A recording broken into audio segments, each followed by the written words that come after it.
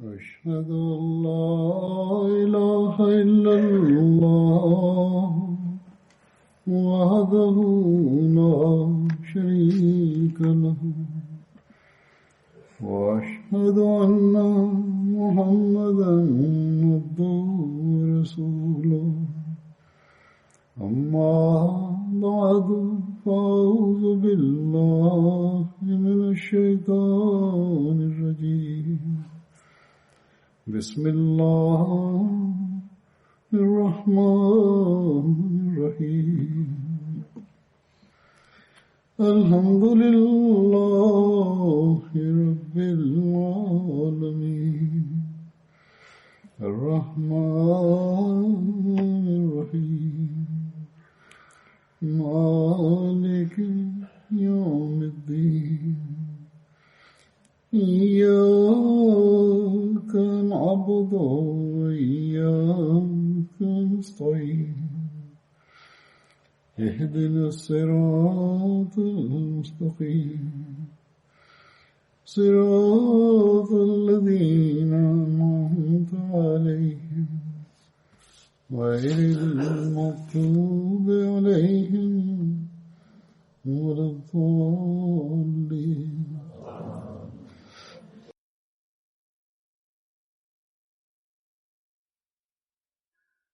Bismillahirrahmanirrahim. Halifa mtukufu ayyadhahullah taala bin Aziz anasema leo nitaeleza kuhusu Hazrat Halal. Huyu ni sahaba aliyeshiriki katika mapigano ya Badr na jina lake kamili ni Hazrat Hilal bin Umayya Makhfi.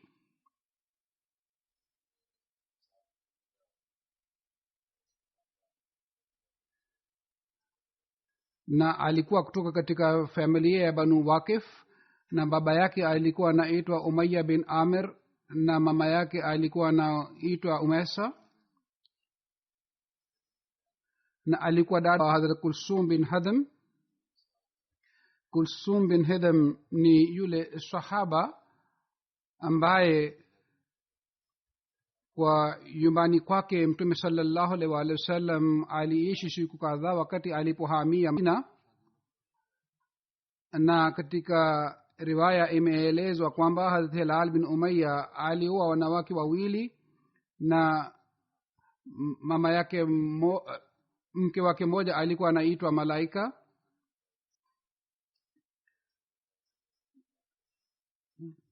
Na Hazrat Hilal bin Umayya alikuwa miongoni mwa wale masahaba waliotangulia kusilimu, na yeye aliwahi kuvunja masanamu ya kabila la Banu Waqif.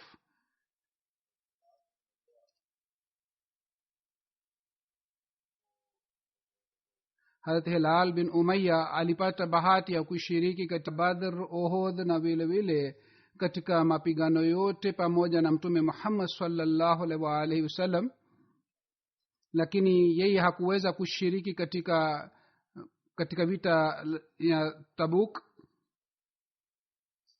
Katika Sirat ibn Hisham orodha ya masahaba iliyoandikwa, katika orodha ile jina lake halipo, lakini katika riwaya nyingine imeelezwa kwamba Hazrat Hilal bin Umayya alishiriki katika Badr.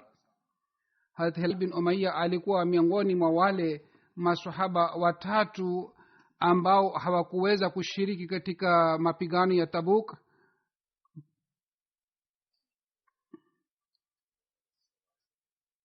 Na kuhusu masahaba watatu ambao hawakuweza kushiriki katika mapigano ya Tabuk, kuhusu masahaba hawa aya ilishuka ndani ya Qur'ani tukufu. Na masahaba hawa watatu ambao hawakuweza kushiriki katika mapigano ya Tabuk walikuwa Ka'b bin Malik, Murara bin Murara na vile vile Hilal bin Umayya. Kuhusu hawa masahaba wote watatu Mwenyezi Mungu aliteremsha aya katika Qur'ani tukufu, na tafsiri ya aya hii ni kama hivi kwamba Mwenyezi Mungu alikubali toba ya wale maswahaba watatu waliobaki nyuma hawakuweza kushiriki, na hali ile ilikuwa ngumu sana kwao, na wao walidhani kwamba hawana kinga au ulinzi min ghairi ya ulinzi wa Mwenyezi Mungu. Kwa hiyo Mwenyezi Mungu aliwajalia waliweza kutubu, na Mungu ni mwenye kupokea tauba na vile vile mwenye kupokea msamaha na tauba.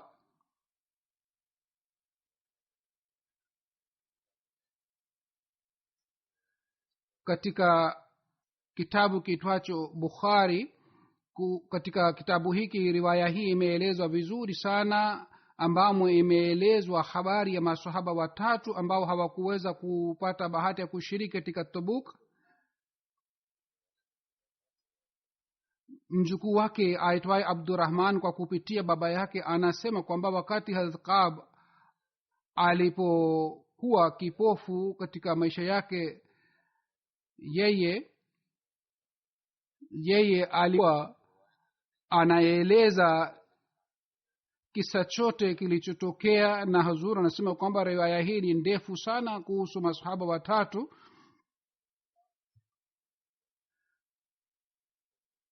Katika riwaya hii habari ya Hazrat Hilal bin Umayya pia imeelezwa, na katika riwaya ile yeye anasema kwamba nilimsikia Hazrat Kaab bin Malik alikuwa anaeleza tukio hili wakati alipobaki nyuma pamoja na wenzake wengine. Hazrat Kaab akasema kwamba mimi nilipata bahati ya kushiriki katika mapigano yote pamoja na Mtume Muhammad sallallahu alaihi wasallam, isipokuwa sikuweza kushiriki katika Tabuk.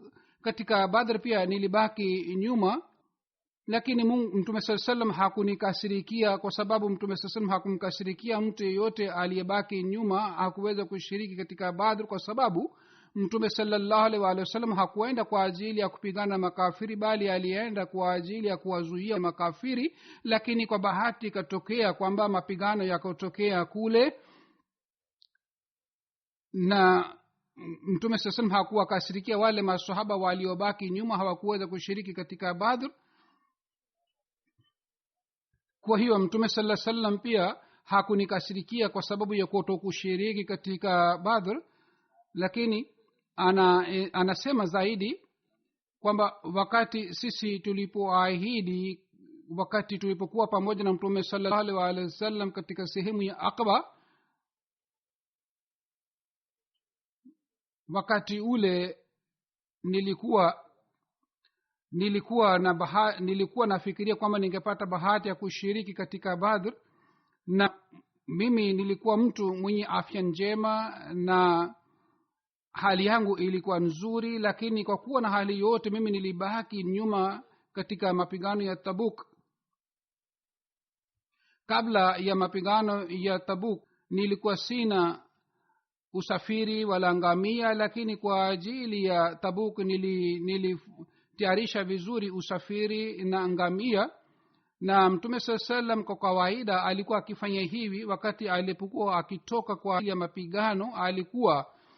Alikuwa anasema kwamba anaelekea upande wa sehemu fulani, na vile vile Mtume sallallahu alaihi wasallam alikuwa akibadilisha njia mara kwa mara ili maadui wasijue kuhusu usafiri wake.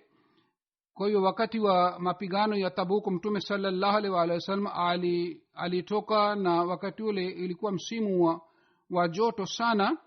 Mtume sallallahu alienda kupambana na maadui ambao walikuwa na nguvu sana. Kwa hiyo Mtume sallallahu alaihi wasallam aliwaambia maswahaba kwamba wao wajiandae vizuri, kwa sababu wanaenda kupigana na maadui ambao wamejitayarisha vizuri. Hiyo katika Tabuk Mtume sallallahu alaihi hakuficha kitu chochote, bali aliwaambia maswahaba kwamba wao wajiandae vizuri, kwa sababu wanaenda kupigana na makafiri. Hivyo ndiyo Mtume sallallahu alaihi wasallam katika safari hii aliwaambia maswahaba kuhusu maelezo yote safari, kwamba wanaenda kushika njia fulani na fulani. Na Hazrat Kaab anasema kwamba watu wote walijiandaa vizuri na walikuwa na nia ya kushiriki katika mapigano ya Tabuk, na watu wote walijiandaa kwa sababu ya hii ilikuwa ngumu kujua kwamba mtu fulani hakushiriki katika mapigano mpaka Mwenyezi Mungu amfunulie Mtume Muhammad sallallahu alaihi wasallam.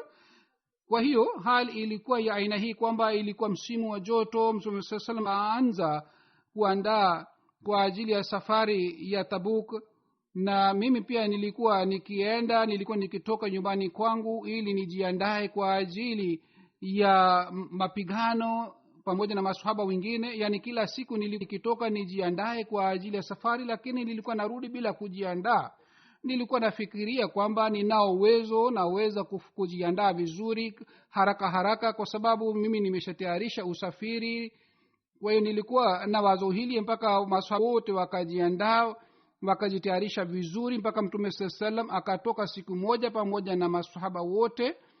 Na mimi mpaka wakati ule sikuweza kujiandaa, na mimi nikafikiria kwamba Mtume sallallahu alaihi wasallam atakapoondoka mimi nitajiandaa, nitayarisha, kisha nitatumia ngamia na nitampata Mtume sallallahu alaihi wasallam haraka. Kwa hiyo kesho yake hivi mimi nikajifikiria nitajiandaa, lakini sikujiandaa. Kwa hiyo siku ya 3 nikatoka kwa nia hii kwamba nijiandae kwa ajili ya safari, lakini sikuweza kuamua na sikuweza kujiandaa, kujitayarisha. Hali hii iliendelea mpaka Mtume sallallahu alaihi wasallam pamoja na maswahaba zake akaenda mbali sana. Na mimi nilikuwa na nia hii kwamba mimi nitampata Mtume sallallahu alaihi wasallam na maswahaba zake, lakini kwa bahati mbaya sikuweza kufanya hivi, sikuweza kujiandaa. Mtume sallallahu alaihi wasallam alipotoka kwa ajili ya mapigano ya Tabuk, nilipokuwa nitoka nje, nilikuwa simpati mtu yeyote aliyebaki isipokuwa wale tu ambao ni wanafiki tu. Yani watu wote, masababu wote walitoka pamoja na Mtume sallallahu alaihi wasallam, isipokuwa watu wachache tu walibaki, ambao kuhusu hawa watu walikuwa wanadhani kwamba ni wanafiki au walikuwa wenye imani dhaifu min ghairi, au watu wengine ambao walikuwa walemavu waliobaki. Pengine watu wote waliondoka pamoja na Mtume sallallahu alaihi wasallam.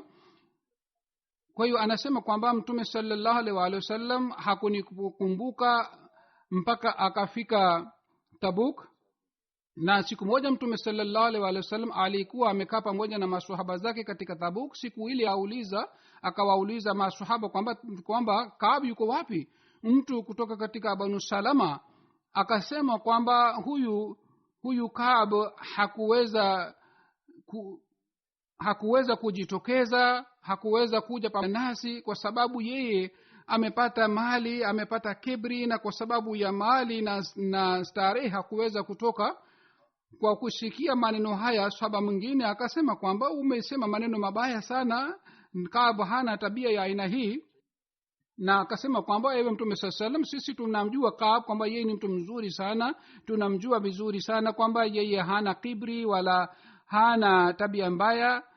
Mtume sallallahu alaihi wasallam kwa kusikia mjadala huu akakaa kimya. Hadrat Kaab anasema kwamba nilipopata taarifa kwamba sasa Mtume sallallahu alaihi wasallam anarudi kutoka katika safari ya Tabuk, mimi nikapata wasiwasi na nikaanza kufikiria kuhusu mambo ya uongo, ili mimi nisipate ghadhabu ya Mtume Muhammad sallallahu alaihi wasallam, ili Mtume sallallahu alaihi wasallam asinikasirikie. Kwa hiyo mimi vile vile nikachukua ushauri kutoka kwa familia yangu na watu wengine. Kwa hiyo Mtume sallallahu alaihi wasallam watu wakanishauri, lakini Mtume sallallahu alaihi wasallam aliporudi Madina, mimi sikufikiria hata mara moja kwamba mimi niseme uongo. Hata mawazo yote niliyokuwa nafikiria, haya mawazo yote pia yalitoka katika moyo wangu.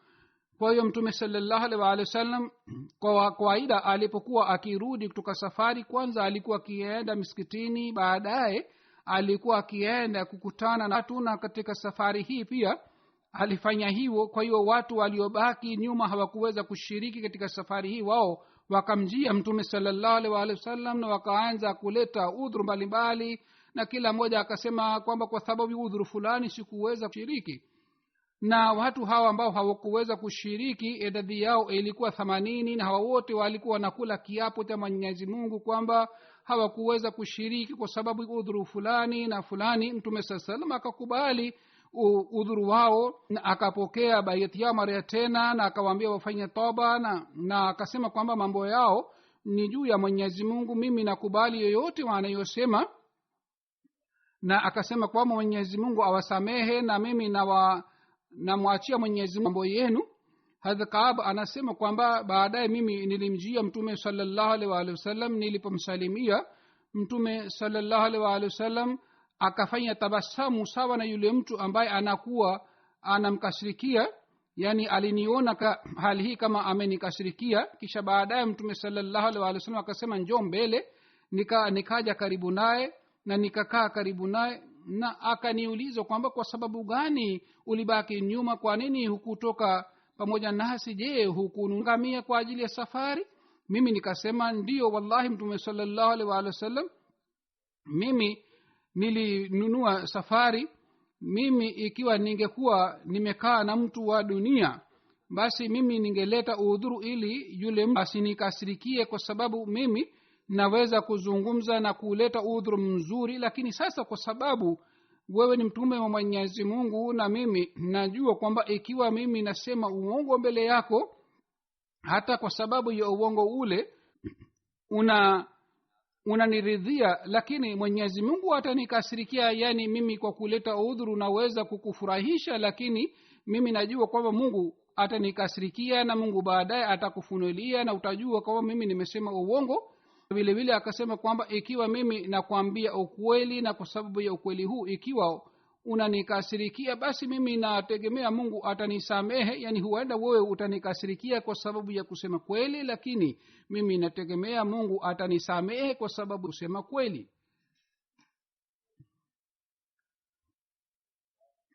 Kisha Hadrat Kaab anasema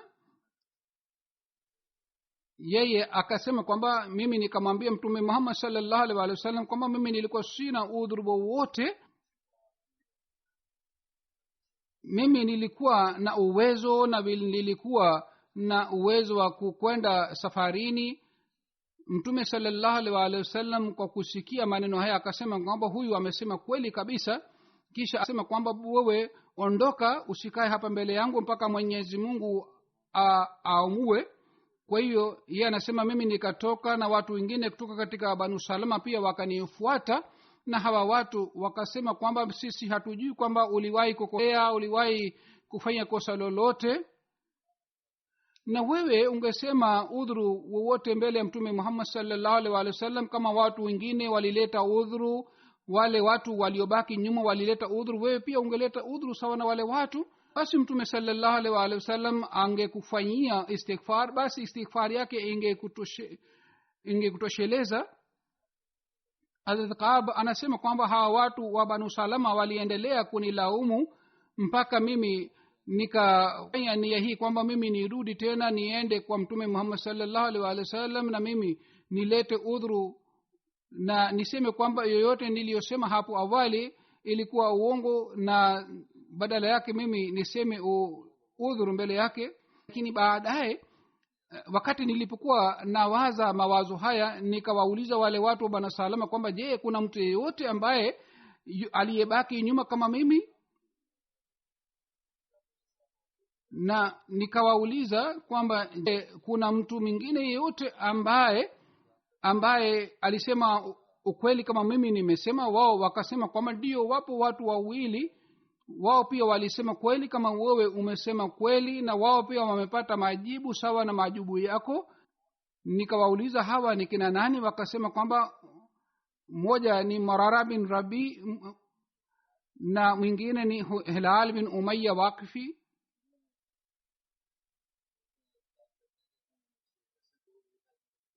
Hazrat Kaab anasema kwamba waliponiambia kuhusu masahaba wawili, basi hawa walikuwa mfano mzuri kwangu kwa sababu waliwahi kushiriki katika mapigano ya Badr. Wakati wale watu waliponitajia majina ya hawa wawili, nikawafuata na nikawaendea, na wakati wale watu waliponiambia kuhusu hawa watu wawili, mimi nikawa na yakini kwamba hawa watu ni watu wenye kusema ukweli na mimi nitakuwa pamoja nao na sitaleta udhuru wote mbele ya mtume Muhammad sallallahu alaihi wa sallam. Kwa hivyo Hazrat Kaab anasema kwamba hivi yeye akaenda nyumbani kwake, na baadaye mtume Muhammad sallallahu alaihi wa sallam aliambia maswahaba waislamu wote kwamba wao wasiongee na hawa maswahaba watatu. Kwa hiyo waislamu walianza kujiepusha na walikuwa hawataki kuongea nasi, na wao walikuwa wakikutana nasi kama wao hawatutambui. Na hata mimi nilianza kufikiria kwamba ardhi hii imekuwa kama ni ardhi mpya, na nilikuwa nafikiria kwamba hakuna mtu yeyote ambaye ananijua. Hata ule mji pia ulionekana kama sio mji ambapo nilikuwa na watu walikuwa wananijua. Mimi nilianza kujihisi kwamba mimi nimebaki peke yangu, kwa sababu watu hawataki kuongea nami na kuwasiliana nami. Anasema katika hali hii tuliendelea kukaa siku 50, na wenzangu wengine wawili, yani Hadrat Hilal bin Umayya na Murara bin Rabi, hawa wote wawili pia wao waliona haya sana baada ya tukio hili, na hali yao ilikuwa ya aina hii kwamba walianza kukaa nyumbani kwao na walikuwa wanalia kila siku kwa sababu ya tukio hili. Hadrat Hilal bin Umayya hasusan alikuwa anakaa nyumbani, alikuwa hatoki nje kwa sababu ya kuwa na haya na majuto. Na Hadrat Hilal anasema kwamba mimi nilikuwa, Hadrat Kaab anasema mimi nilikuwa na nguvu na uwezo na nilikuwa bado kijana, nilikuwa nikitoka na nilikuwa sikai nyumbani sawa na Hilal bin Umayya na sawa na Murara bin Rabi. Mimi nilikuwa nikitoka nje na nilikuwa nikishiriki katika swala, nilikuwa nikienda sokoni, lakini nilipokuwa natoka nje hakuna yeyote ambaye alikuwa akiongea nasi. Mimi nilikuwa nikimwendea mtume sallallahu alaihi wasallam. Kule pia nilikuwa nikikaa katika hafla ya mtume sallallahu alaihi wasallam na nilikuwa nikimsalimia mtume sallallahu alaihi wasallam. Alipokuwa anakaa pamoja na mtume pamoja na maswahaba zake, na nilikuwa nikimwona mtume sallallahu alaihi wasallam, je, amejibu salamu zangu au vipi. Hata wakati wa swala pia nilikuwa nikimwona mtume Muhammad sallallahu alaihi wasallam. Baadhi wakati mtume sallallahu alaihi wasallam alikuwa akiniona, lakini nilipokuwa nikimwona alikuwa akigeuza uso wake upande mwingine.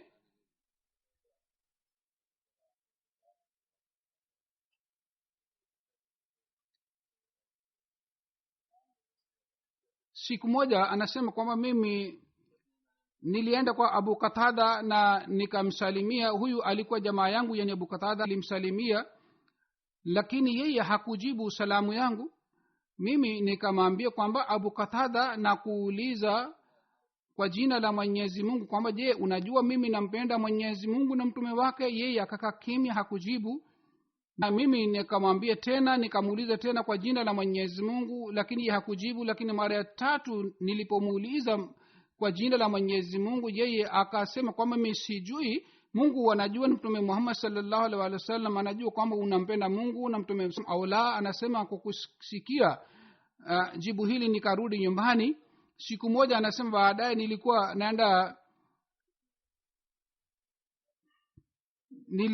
naenda sokoni. Mtu mmoja kutoka katika kabila la Nipti mmoja alikuja kule Madina, na alikuwa anamuuliza Kaab bin Malik, na watu wakamwelekeza nyumbani kwangu. Huyu Nipti akanipatia barua ya falme, na katika barua ile ilikuwa imeandikwa kwamba sisi tumepata taarifa kwamba wewe umeachwa peke yako na umedhulumiwa sana. Mwenyezi Mungu hakukuzalisha katika nyumba ambapo unapaswa kupewa ufedheha kama umepata ufedheha huu. Kwa hiyo anasema nikasoma barua hii, lakini nikachoma barua. Na anasema kwamba siku 50 ilipopita, mtu mmoja nikakuta ananijia na akasema kwamba mtume Muhammad sallallahu alaihi wasallam anasema kwamba utengane na mke wako. Nikamuuliza, je, mtume sallallahu alaihi wasallam amesema kwamba nimpe talaka au mimi nitenge kivipi? Akasema mtume Muhammad sallallahu alaihi wasallam amesema kwamba mtenge. na hivyo ndivyo mtume saa salam aliwaambia wenzangu wengine pia kwamba wao wajitenge na wake zao. Anasema mimi nikamwambia mke wangu kwamba yeye aende kwa wazazi wake akae kule, kwa sababu mtume saa salam ameniamuru kwamba nijitenge kwake.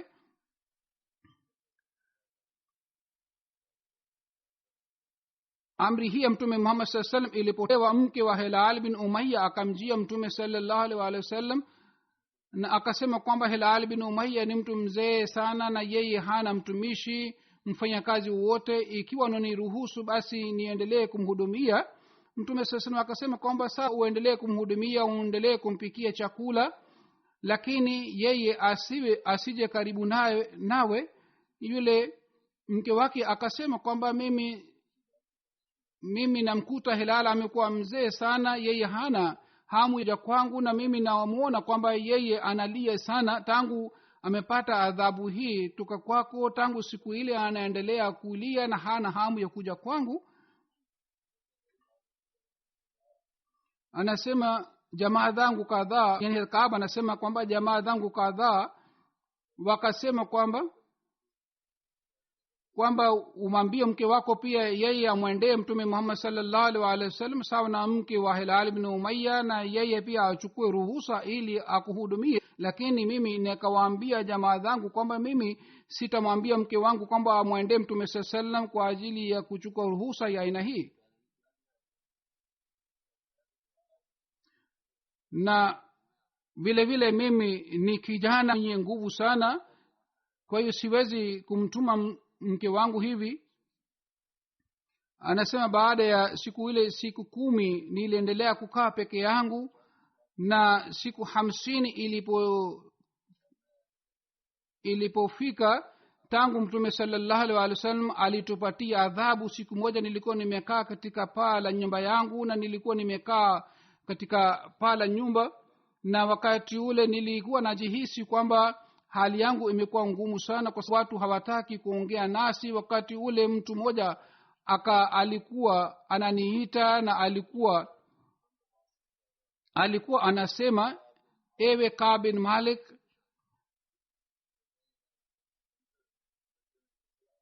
upate habari njema. Na kwa kusikia sauti yake mimi mara moja nikaanza kusujudu, kwa sababu nilipata wazo na nilipata imani kwamba Mwenyezi Mungu ametusamehe. Kwa hiyo mtume sallallahu alaihi wasallam baada ya swala ya alfajiri akatangaza kwamba Mwenyezi Mungu amesamehe kosa letu. Kwa kusikia habari hii kutoka kwa mtume Muhammad sallallahu alaihi wasallam, watu walianza kutupongeza. Hivyo ndivyo mtu mmoja alinijia, na mtu mmoja alienda kwa Hilal bin Umayya, na vile vile mtu mmoja alimwendea Murara bin Rabia, ili hawa wote waambie habari njema hii kwamba Mwenyezi Mungu ametusamehe. Kwa hiyo mtu ambaye alinijia kunipatia habari njema, mimi nilimpatia mawadhi yangu mazuri sana, kwa sababu hii kwamba alinipatia habari njema ya msamaha kutoka kwa Mwenyezi Mungu. Na siku ile nilikuwa nimevaa mawili tu, na mawazi yale niliua na nikampatia yule mtu ambaye alinipatia habari njema. Kwa mimi nikavaa kikoi na nikajifunika na kitambaa, nikamwendea mtume Muhammad sallallahu alaihi wasallam, na sallallahu alaihi wasallam akanipongeza na akasema, Mungu amepokea tauba yako. Anasema nilipofika msikitini nikamkuta mtume sallallahu alaihi wasallam amekaa msikitini. Hazrat Talha bin Ubaidullah akanijia na akapeana mkono nami na akanipongeza, na watu wote walikuja kunipongeza walikuwa muhajirin tu. Mtu mwingine hakuja kwangu kunipongeza. Mimi nilipofika msikitini nikamsalimia mtume Muhammad sallallahu alaihi wasallam. Wakati nilipomsalimia mtume sallallahu alaihi wasallam, nilimkuta nuru juu ya uso wa mtume Muhammad sallallahu alaihi wasallam. Alikuwa na bashasha na furaha kubwa sana, na akasema kwamba furaha iwe kwako, na siku hii ni siku kubwa sana kwako.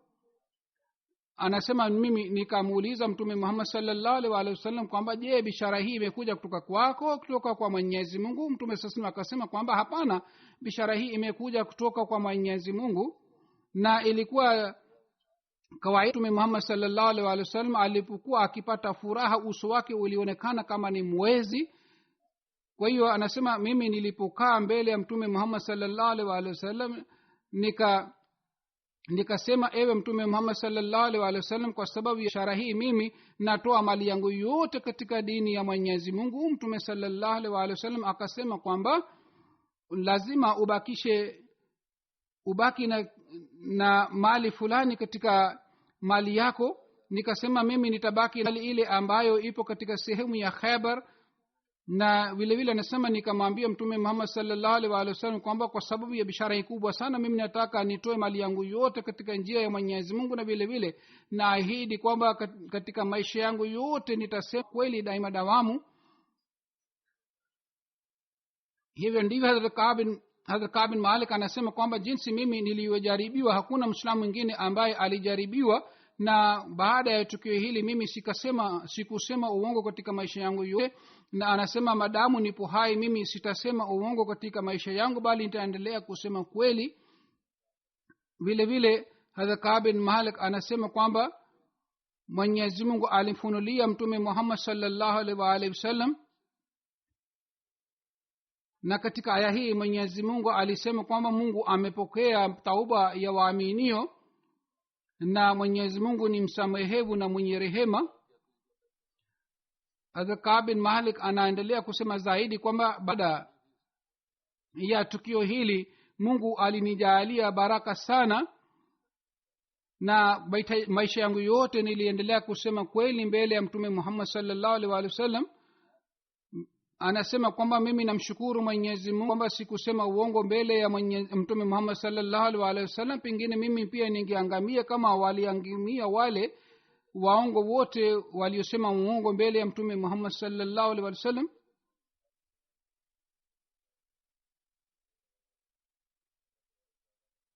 Mwenyezi Mungu ametumia maneno makali kuhusu waongo, na Mungu alisema ndani ya Qur'an tukufu kwamba mtakaporudi kwao wao watasema maneno, watatoa udhuru kwa jina la Mwenyezi Mungu ilhali wao ni waongo.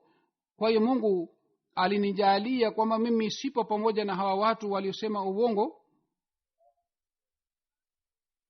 Mimi sipo pamoja na wale watu ambao walileta udhuru ya uongo, na Mtume sallallahu alaihi wasallam baadaye aliwaambia wafanye bayat maria tena, na sisi watu watatu tulisema kweli kuhusu sisi. Mwenyezi Mungu alisema wa ala salasati allazina khulifu, ya hii ilishuka kuhusu sisi.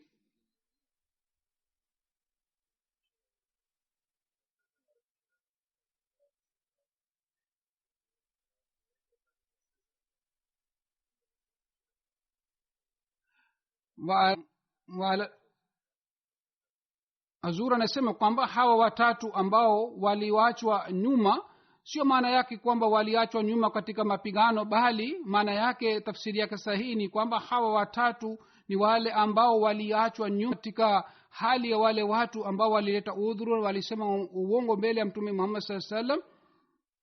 Kwa hiyo Mungu aliposema kwamba wameachwa nyuma, sio maana yake kwamba waliachwa nyuma katika mapigano, bali mradi wake ni kwamba waliachwa nyuma katika tabia ya wale watu ambao walioleta udhuru mbele ya Mtume Muhammad sallallahu alaihi wasallam. Hazrat Hilal bin Umayya katika wakati wa Amir Muawiya aliaga dunia, alifariki dunia. Kuhusu Tabuk kuna maelezo mengine, nataka nieleze kifupi. Tabuk ni karibu na Madina, na watu walikuwa wakipita mji huu wakati walipokuwa wakienda kwa ajili ya kufanya biashara.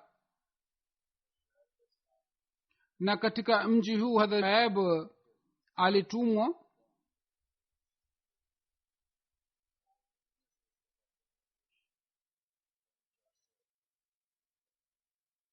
na mji huu ni takriban maili 375 kutoka Madina. na tabuki inaitwa jaishul usra, yani mapigano yenye shida na taabu.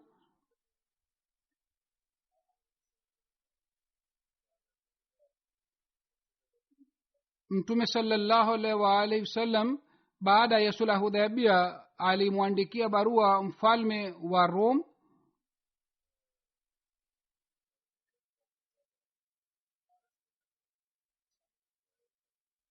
na mtume Muhammad sallallahu alaihi wasallam alituma barua yake kwa Haris, alikuwa governor wa mfalme wa Rome, na yeye alituma tishio kwamba yeye atashambulia Madina. Kwa hiyo watu wa Madina walikuwa wakifikiria kwamba wakati wote mfalme atashambulia Madina.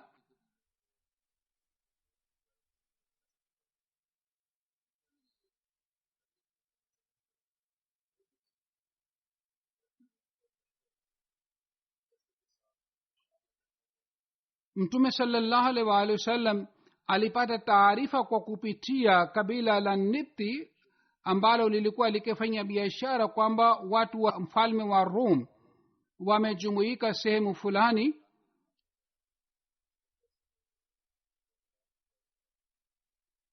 Mfalme wa Rome alipata taarifa kwamba Waislamu wamepata maafa. Kwa hiyo yeye akatayarisha watu wake, na chini ya uongozi wa kiongozi wake akatuma watu ili waweze kushambulia Waislamu. mtume sallallahu alaihi wa alihi wasallam alipopata taarifa hii kwamba hawa maadui wamejumuika, wakati ule Waislamu walikuwa hawana nguvu sana, lakini mtume Muhammad sallallahu alaihi wa alihi wasallam aliwaambia maswahaba kwamba wao wajiandae vizuri, na hata aliwaambia maswahaba kwamba wataenda upande gani, yani aliwatangazia kwamba watashika njia gani katika safari hii ili wajiandae vizuri. mtume sallallahu alaihi wa alihi wasallam alipotangaza kwa ajili ya matayarisho, basi maswahaba wakaanza kujitayarisha na kujiandaa. Wale maswahaba ambao walikuwa na uwezo basi walikuwa wanajiandaa vizuri, na wale wengine ambao walikuwa hawana uwezo wao walikuwa tayari kwenda kwa miguu ili waweze kushiriki katika mapigano. Kwa hiyo mtume sallallahu alaihi wasallam alipotangaza, kila mmoja alikuwa anajiandaa vizuri, na yeye alikuwa anajitayarisha ili yeye aweze kufuata amri ya mtume Muhammad sallallahu alaihi wasallam.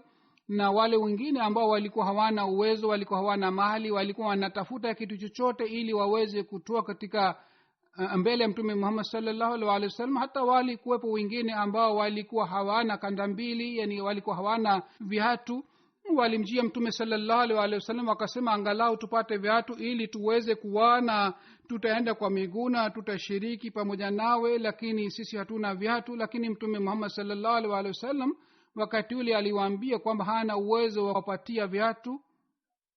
Kwa hiyo kila sahaba kwa ujumla alikuwa anajiandaa ili aweze kushiriki. Hazrat Umar wakati ule alikuwa anafikiria kwamba ana mali chungu mzima, kwa hiyo akasema kwamba leo kuna nafasi ya kushinda Hazrat Abubakar radhiallahu ta'ala anhu. Kwa hiyo Hazrat Umar akaleta nusu ya mali yake na akaweka mbele ya mtume sallallahu alaihi wasallam. mtume sasa akamuuliza, ewe Umar, umebakisha kitu gani huko nyumbani kwa ajili ya familia? Hazrat Umar akasema, mimi nimeleta nusu na nimeacha kwa ajili ya familia. Hazrat Abubakar alipoulizwa mtume Muhammad sallallahu alaihi wasallam, umeacha nini kwa ajili ya watu wa familia? Hazrat Abubakar akasema, mimi nimeacha jina la Mwenyezi Mungu na mtume wake huko nyumbani. Hazrat Umar radhiallahu ta'ala anhu akasema kwamba wallahi mimi siwezi kumshinda Hazrat Abubakar radhiallahu ta'ala anhu, mimi siwezi kumshinda katika kitu chochote kuliko yeye.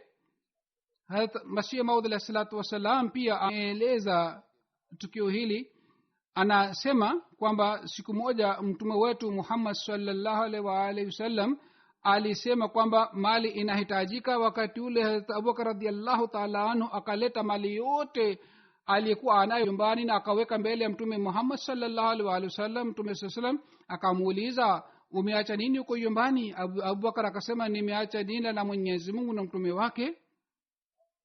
Hazrat Umar radhiallahu ta'ala anhu akaleta mali nusu nusu ya mali yake. Mtume sasa akamuuliza umeacha nini? Akasema nimeacha nusu ya mali.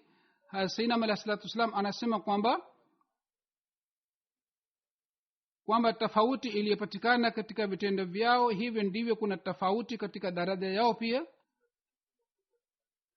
Hazrat Abubakar radhiyallahu ta'ala anhu alileta mali yake yote wakati wa tukio la Tabuk, na thamani yake ilikuwa dirham 4,000, yani ilikuwa mali nyingi sana. Katika wakati wa Tabuk Hazrat Usman radhiyallahu ta'ala anhu pia alitoa mali nyingi sana. Kwa sababu ya mali hii Mtume sallallahu alaihi wasallam katika hutuba yake alisema kwamba Usman hataadhibiwa katika maisha yake kwa sababu ya tukio lake la leo, kwa sababu ya kitendo chake cha leo. Yani yeye ameleta mali nyingi sana kwa ajili ya Mwenyezi Mungu. Mtume sallallahu alaihi wasallam katika hutuba yake alisema kwamba kuanzia leo Uthman akifanya kitendo chochote, kitendo kile hakitaleta madhara kwa ajili ya Usman. Kulikuwa saba moja alikuwa hana kitu chochote huko nyumbani kwa ajili ya kumpatia Mtume sallallahu alaihi wasallam. Yeye akafikiria, akapanga mpango kwamba usiku atafanya kibarua sehemu fulani, na yeye atalima usiku shamba. Kwa hiyo usiku mzima yeye aliendelea kulima shamba. Kwa sababu ya kazi hii yeye alipata tende kama kilo 4 au kilo 5. Kwa hiyo katika tende hii nusu aliweka kwa ajili ya familia yake na nusu yeye alimletea Muhammad sallallahu alaihi wasallam ili atoe katika njia ya Allah subhanahu wa ta'ala. Hazrat Abdurrahman bin Auf pia alitoa nusu ya mali yake, na thamani yake ilikuwa 4,400 dirham.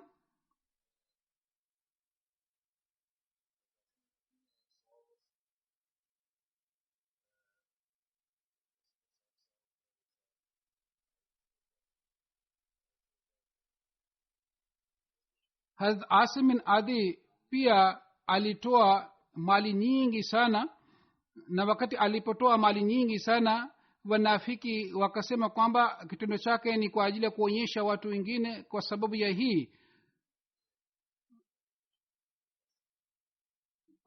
Mwenyezi Mungu aliteremsha aya ndani ya Qur'ani tukufu, na mali tende iliyotolewa na Asim bin Adi na uzito wake ilikuwa 14,000 kilo. Yani Asim bin Adi alitoa kilo 14,000 katika njia ya Mwenyezi Mungu, na watu wakaleta shutuma dhidi yake kwamba yeye ametoa mali kwa ajili ya kuonyesha watu wengine. Wakati ule Mwenyezi Mungu aliteremsha aya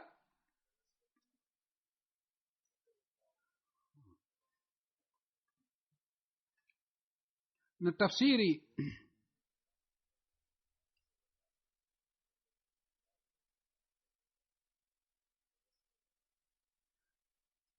Halifa mtukufu anasoma aya iliyoteremshwa. Tafsiri yake ni kwamba wale watu ambao wanaleta shutuma dhidi ya watu haji, hawa ni watu ambao wanafanya dhihaka. Mwenyezi Mungu atawajibu kwa sababu ya dhihaka yao, na Mwenyezi Mungu atawaadhibu. Ni Mungu atawaadhibu hawa wanafiki ambao wanaleta shutuma dhidi ya hawa watu haji. Hazur anasema mimi nimeeleza mambo haya yote kuhusu Hilal bin Umayya. Kuna maelezo yake zaidi inshallah katika Ijumaa ijayo nitaeleza.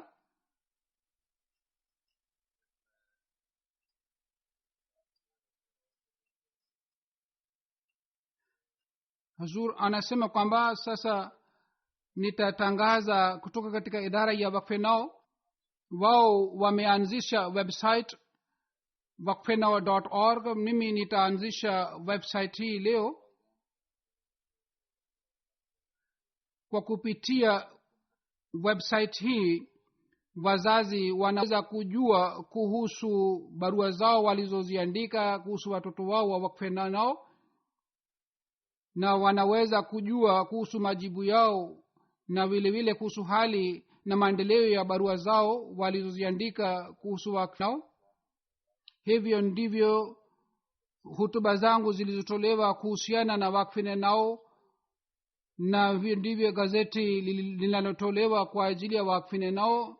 Gazeti hili pia litapatikana juu ya website.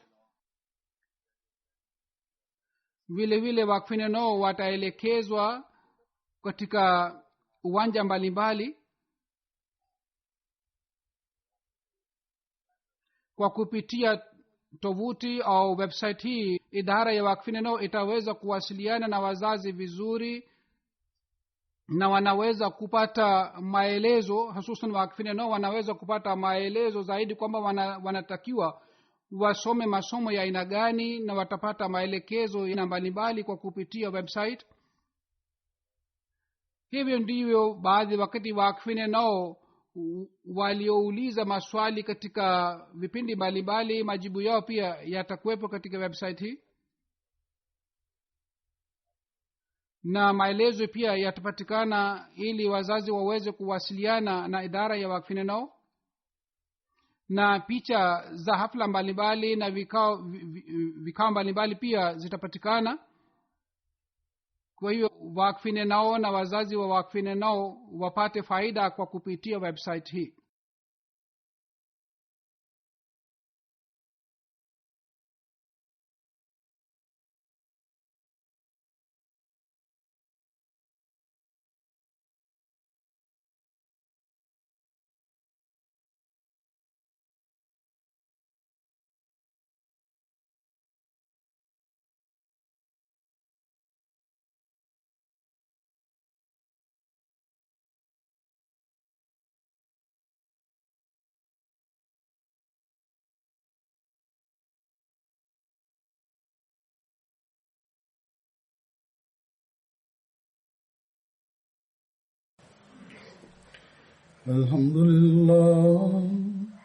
الحمد لله نحمده ونستعينه ونستغفره ونؤمن به ونتوكل عليه ونعوذ بالله من شرور أنفسنا ومن سيئات أعمالنا.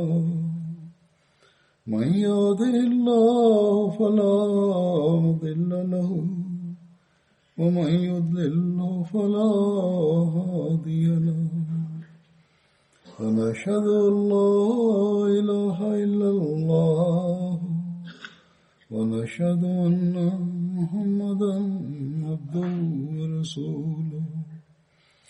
عباد الله رحمكم الله، إن الله يأمر بالعدل والإحسان وإيتاء ذي القربى وينهى عن الفحشاء والمنكر والبغي يعظكم لعلكم تذكرون. اذكروا الله يذكركم وادعوه يستجب لكم ولذكر الله أكبر.